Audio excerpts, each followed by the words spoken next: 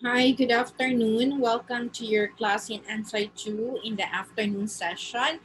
And on the previous meeting that we have, I have posted a recorded video still under Module 2 discussing the different cattle and buffalo breeds, the breeding methods. There also um, an introduction to this housing of dairy cattle and buffalo requirements, the management of calves, heifer, pregnant, lactating, and dry animals and bulls, and work animals. And also, we were going to continue in this session the nutrition of dairy cattle and buffaloes, milking methods ng dairy cattle and buffaloes, and diseases and control measures. So I just have a rundown last time now. I'm going to show videos on actual videos on this management for you to have to see in video the actual farm management. So again, we are going to finish this module 2. So watch out for the afternoon session of the video last time where I have discussed the first part of the module. Now we're going to take a look of the different videos of this cattle buffalo. So let's start with the basic guide for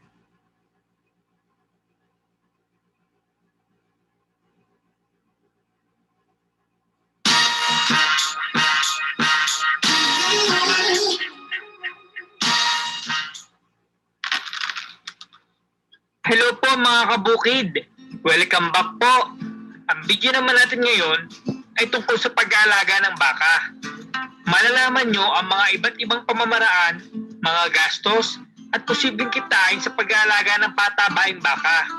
Samahan nyo po ulit akong alamin ang mga ideas at impormasyon paano ba magsimula at kumita sa ating alagang baka. May tatlong klase ng operasyon sa pagpapalaki ng baka. Una, cow-calf operation. Ito ay pagpaparami sa pamamagitan ng pagpapanak ng baka na maaaring may pagbenta mula 7 hanggang 8 months sa pagkawalay. Pangalawa, breeding operation. Ito ay pag-aalaga upang makapagpalahi ng mataas na klase ng baka. Pangatlo, growing fattening o pagpapataba ng mga baka. Ito ang pinakapopular sa Pilipinas at sa loob lamang ng 120 to 180 days, makapagbenta ka na ng iyong patabaing baka. Ano-ano ba ang mga kilalang uri ng baka na magandang alagaan at angkop sa ating klima? Ang Brahman. Ang Brahman ay matibay sa sakit na nakakatagal sa init ng panahon. Kulay gray ang karaniwang kulay. May malaking umbok sa likod ng batok at sa leeg at may malalay na balat. Makapal at malaman ang katawan. Ang Indo-Brazilian naman ay matangkad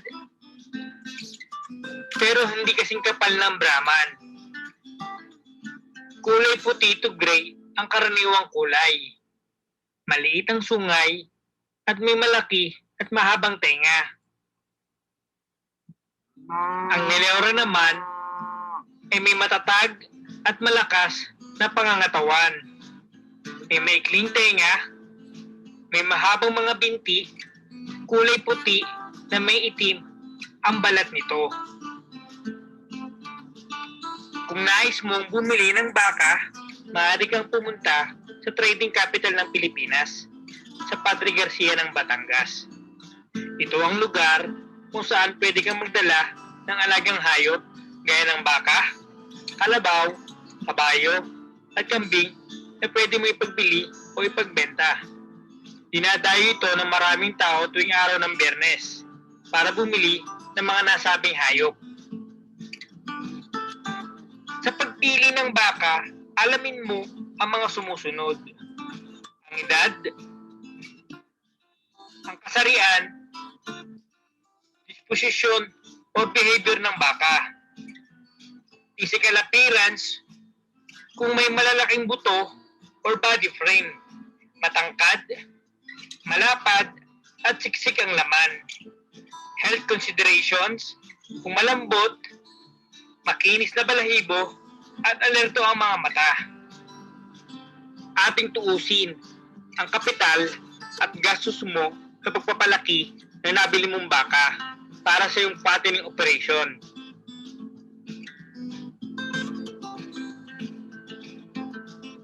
Kung ikaw ay nakabili ng lalaking baka para sa pagpapalaki sa edad na 8 buwan at ito ay tumitimbang ng 170 to 220 kg sa halagang 25,000 to 30,000 pesos. Kailangan ng baka ang mga nutrisyon ng pagkain para sa pagpapanatili ng kanilang paglaki. Kaya dapat alam mo ang mga pagkain maaaring ibigay sa iyong baka.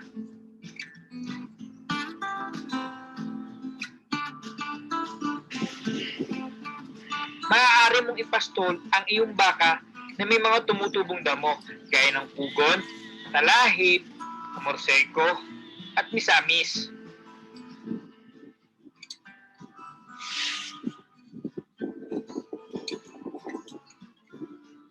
Maaari ka namang magtanim ng mga improved forages gaya ng dahon ng napier, paragrass, guinea grass, at mulato.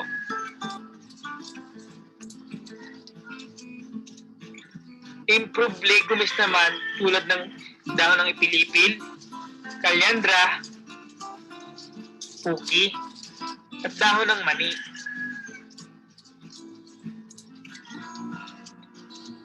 High-yielding forages naman gaya ng mais, tubo, pinya, at sorghum.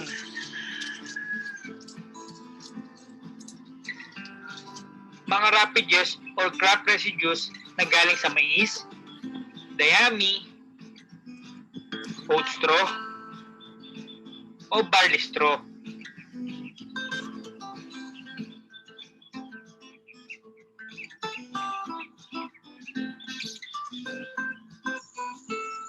Mga byproducts tulad ng darak, palyat, dinikdik na mais, at brewer's spent grains. Kumakain din sila ng dahon at katawan ng saging, mga balat ng prutas at gulay, mula sa pampagana, dahon ng kamote, balinghoy, mga pinagbilatan ng pinya, at sapal ng niyog, at marami pang iba. Ang burong damo na inimbak sa selyadong nilagyan ay kapakipakinabang kung saan limitado ang mapagkukunan ng pagkain sa panahon ng tag-araw. Ang baka ay kinakailangan kumain ng 8% base sa timbang ng kanyang katawan, 70% sa damo at 30% sa concentrate feeds. Kailangan din nila ng supplements at minerals sa kanyang katawan. Nakukuha ang mga ito sa pagbibigay ng asin, molasses, at sa tubig.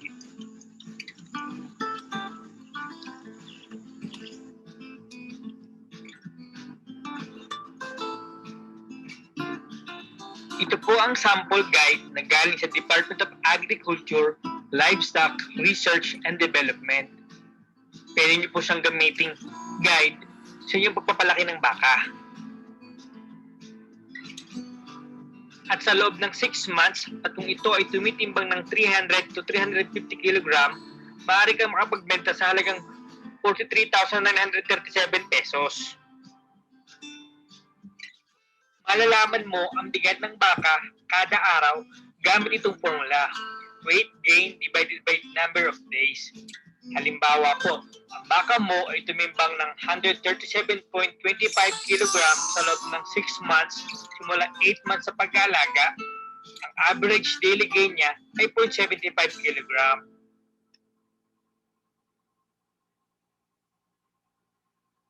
Ang estimated gastos mo sa feeds kada baka ay maaaring umabot ng 3,100 pesos.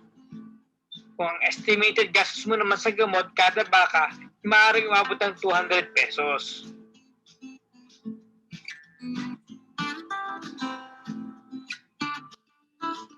estimated capital na magagastos mo kasama ng kapital sa baka,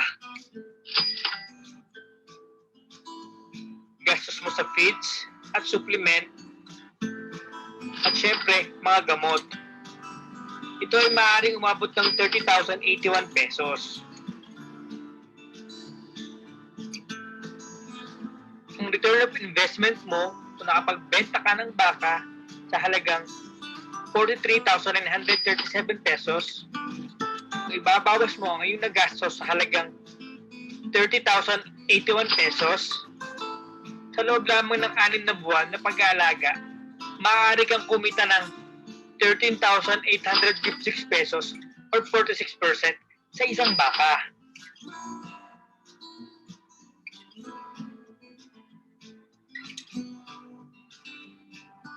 Pero kung aalagaan mo pa ang baka mo hanggang 2 years, maaari ka pa rin kumita ng mas malaki. Meron po akong ginawang tool gamit ang Excel sheet para maging gabay mo kung gusto mong bumuli at magbenta ng baka. Pwede mong ilagay ang kapital o gastos mo sa pagpapalaki ng baka. Sana po ay may natutunan kayo sa video na ito. Pakiclick ng link sa description sa baba kung gusto. So that's it. I hope by now you are very inspired and encouraged to have your own fattening cattle, or if you have your farm with a huge pasture land, so it's more economical if you are going to in, engage in not only one head of cattle but fattening cattle, but a lot more. So as you can see on the video, 46% nakita per head. So if you are going to invest a lot, no, depending on your capital, the better. So I hope it would also help you if you have your own pasture or cattle. Now, the next videos are actually a guide on the management of the different cattle, no, from a particular farm. So let's watch this. Kung hindi pa rin talaga kayo convinced to do it, then let's try to hear this first video.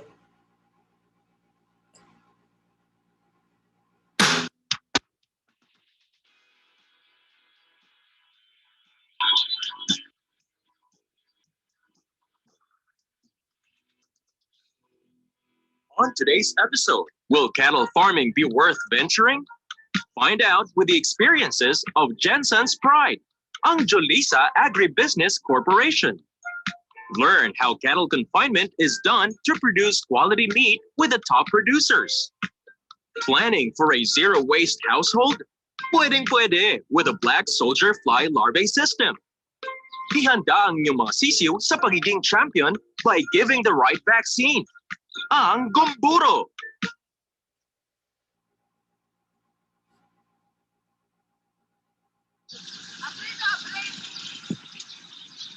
It may be a big business to deal with, but cattle farming is surely worth venturing.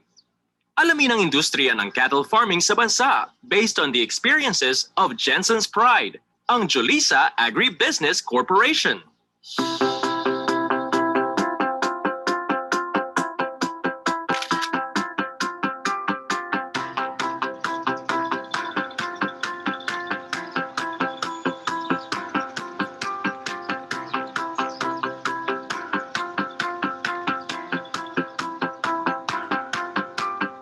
Just like anyone who starts a business, testing the waters is important.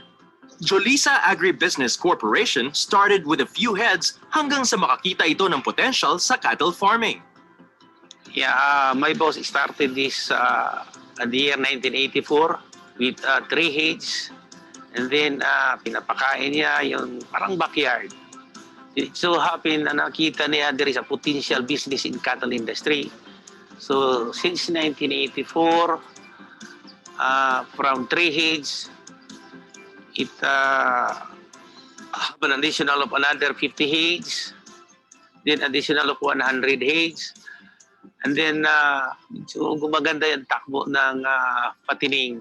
So, he invest more on additional number of heads for breeding and patining.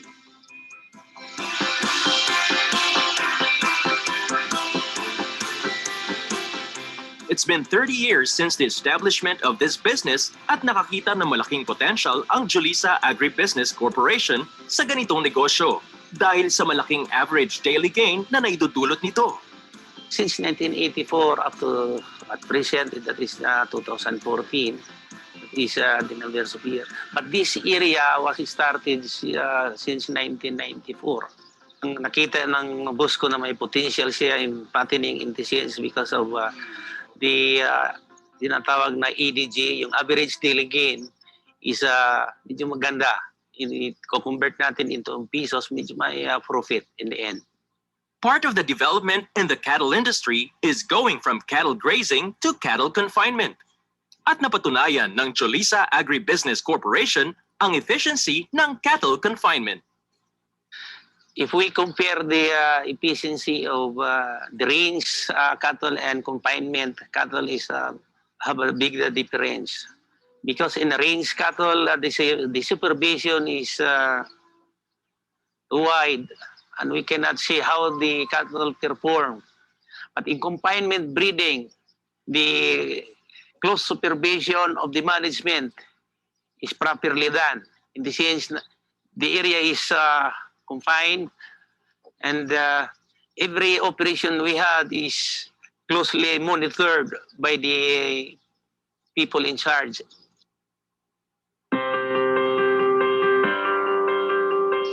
Venturing in a business such as cattle farming requires months of preparations. Just like Julissa Agribusiness Corporation, who went into thorough planning before fully establishing the business. Well, yun nga, nakita ng boss ko na may potential in fattening and breeding. So he invest to put up this business. So nag-umpisa kami doon sa, pag-umpisa nito is we make mga design, the system. We discuss it for almost 3 months to establish this business. Bago dyan, sinosurvey natin yung area. Then, after the surveying of the area, then we make plans. And after planning, we get financial. Then we start the design, the implementation of the area.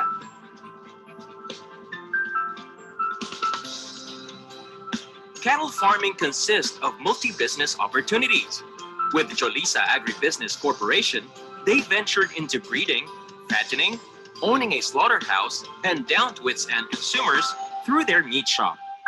Alam mo, pag ganito ang sistema ng the confinement breeding at the same time fattening, pag maganda ang bottom line kasi dito is the profit through yung tinatawag natin na average daily gain.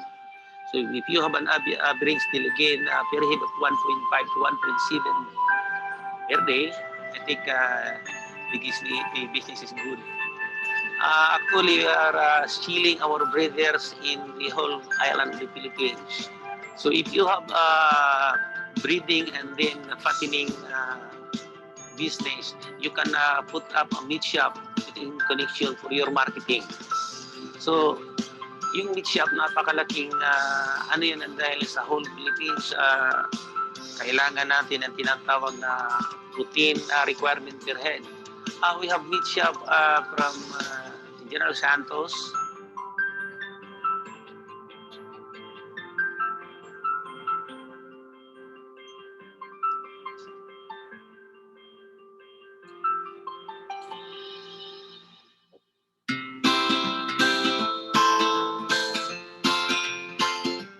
Farm integration means only one thing, zero waste. Sa pagkakaroon ng isang cattle farm, walang nasasayang o itinatapon dahil lahat ay napapakinabangan katulad na lang ng cattle manure. Dito sa farm is mayroon kaming mga yung integration ng farming. So mayroon kami dito mga baka, mayroon karnero, mayroon vegetable, mayroon plantation ng corn. We had a few hectares of corn planted in our area. Then we harvest that at 70 to 75 days old, chop it, and feed it to the cattle.